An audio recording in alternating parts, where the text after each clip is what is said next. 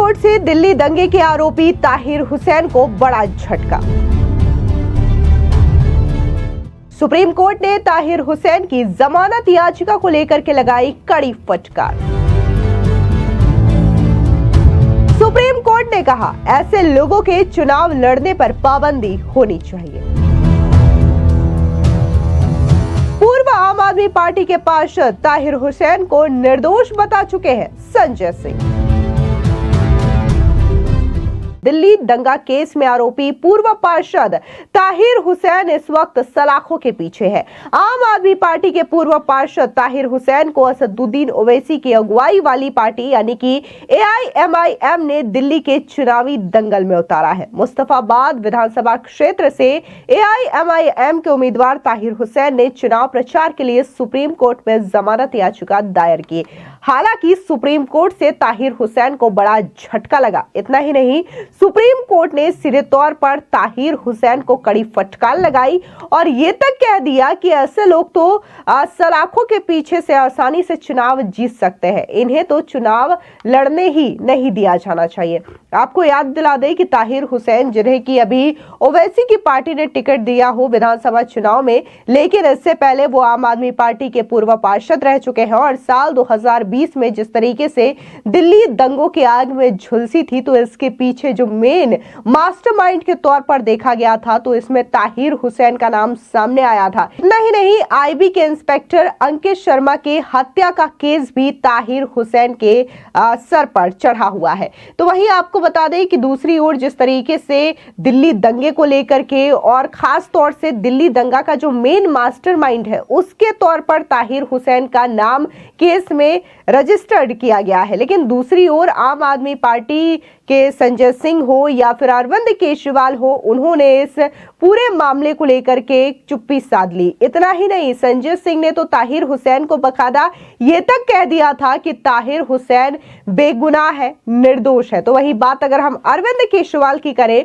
तो अरविंद केजरीवाल ने तो इस पूरे मामले को लेकर के चुप्पी भी साध रखी। हालांकि इस चीज को लेकर के जमकर विरोध हुआ था, क्योंकि कहीं ना कहीं जिस तरीके से संजय सिंह ने निर्दोष बताया ताहिर हुसैन को, अरविंद केजरीवाल ने चुप्पी साध रखी। तो इस मामले को लेकर के बीजेपी ने सवाल उठाया और ये कहा कि मास्टरमाइंड के तौर पर जब ताहिर हुसैन का नाम दिल्ली दंगों में सामने आ रहा है, तो अरविंद केजरीवाल और संजय सिंह के साथ साथ पूरी की पूरी आम आदमी पार्टी की भी जांच होनी चाहिए। आपको बता दें, दरअसल ताहिर हुसैन की जमानत याचिका पर 20 जनवरी को ही सुनवाई होनी थी, लेकिन समय की कमी के कारण सुनवाई नहीं हो सकी। ताहिर हुसैन की जमानत याचिका पर 20 जनवरी को सुप्रीम कोर्ट के जस्टिस पंकज मित्तल और असाहुद्दीन अमानतुल्लाह की बेंच में सुनवाई होनी थी। समय की कमी के कारण बेंच ने इस याचिका पर सुनवाई स्थगित कर दी। ताहिर हुसैन के वकील ने मामले का जिक्र करते हुए कोर्ट से कहा कि यह केस जमानत स्वीकार किए जाने के लिहाज से उचित है। उन्होंने चुनाव आयोग के नामांकन स्वीकार करने की दलील देते हुए कहा कि अब चुनाव प्रचार की अनुमति भी मिलनी चाहिए। इस पर जस्टिस पंकज मित्तल ने कड़ी टिप्पणी की। जस्टिस पंकज ने ताहिर हुसैन के गंभीर आरोप में जेल में बंद होने की तरफ इशारा करते हुए कहा कि इस तरीके के लोगों के चुनाव लड़ने पर रोक होनी चाहिए। जस्टिस मित्तल ने कहा कि जेल से चुनाव जीतना आसान है, ऐसे लोगों को तो चुनाव लड़ने ही नहीं देना चाहिए। इससे पहले दिल्ली हाई कोर्ट ने ताहिर हुसैन को दिल्ली विधानसभा चुनाव के लिए पर्चा दाखिल करने को कस्टडी पैरोल दी थी, लेकिन चुनाव प्रचार के लिए जमानत की मांग को ठुकरा दी थी।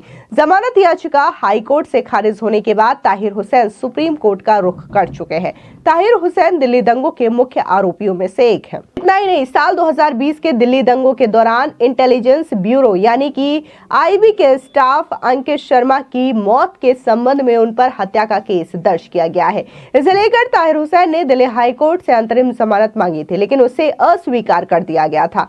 हालांकि दिल्ली चुनाव के लिए नामांकन दाखिल करने की असुविधा के लिए उन्हें हिरासत में पैरोल दी गई थी। अंतरिम जमानत की मांग करते हुए ताहिर हुसैन ने फिर सुप्रीम कोर्ट का दरवाजा खटखटाया। सुनवाई के दौरान दिल्ली हाई कोर्ट ने कहा था कि कोर्ट ताहिर के नॉर्थ पूर्वी दिल्ली दंगों में मुख्य आरोपी होने के तथ्य को नजरअंदाज नहीं कर सकती, जिसमें 53 लोगों की मौत हुई थी और कई लोग घायल हुए थे।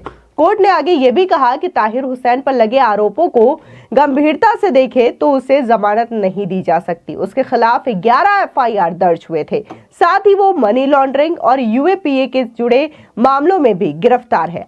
आपको बता दें कि कानून के मुताबिक अपराधी को चुनाव लड़ने की इजाजत नहीं है, लेकिन आरोपी पर यह कानून लागू नहीं होता। इस पर साल 2011 में सुप्रीम कोर्ट में एक याचिका भी दायर हुई थी, जिसमें सुप्रीम कोर्ट से अपील की गई थी कि कोर्ट आरोपियों के चुनाव लड़ने पर रोक लगा दे।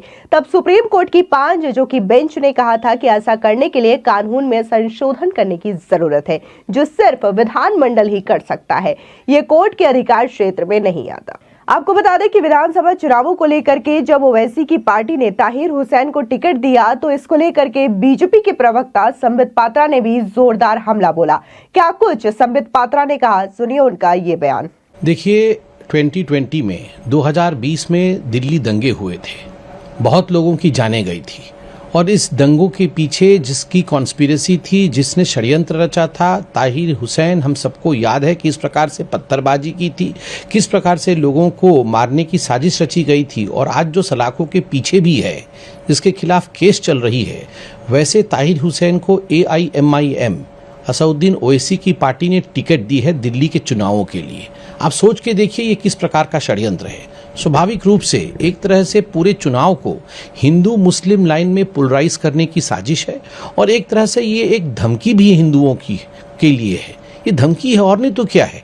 जिसने षड्यंत्र रचा, जिसने कॉन्स्पिरेसी की, जिसने लोगों की जान गंवाने के लिए पूरी की पूरी षड्यंत्र रची, आप उस व्यक्ति को टिकट दे रहे हैं। कहीं ना कहीं ये बहुत बड़ा षड्यंत्र है और हम उसकी भरसक निंदा करते हैं। हम तो जानना चाहते हैं कि आखिरकार ताहिर हुसैन जो आम आदमी पार्टी से आया हुआ है, इस विषय में आम आदमी पार्टी क्या सोचती है, क्योंकि पहले तो आम आदमी पार्टी भी ताहिर हुसैन को डिफेंड कर रही थी। समर्थन भी काफी मिलेगा।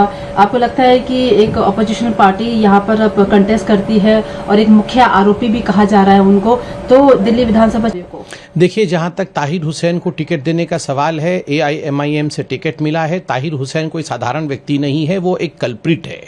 वो आज सलाखों के पीछे है, उसके खिलाफ मुकदमे चल रहे हैं।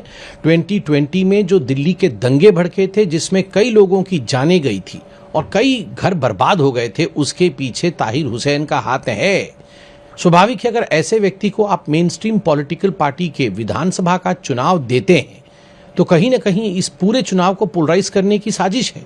कहीं ना कहीं ये दिखाया जा रहा है कि एक तरह से ये थ्रेटन है, ये एक धमकी है हिंदुओं के लिए कि आप देख लो, क्या करना है कर लो, हम तो टिकट ताहिर हुसैन को देंगे।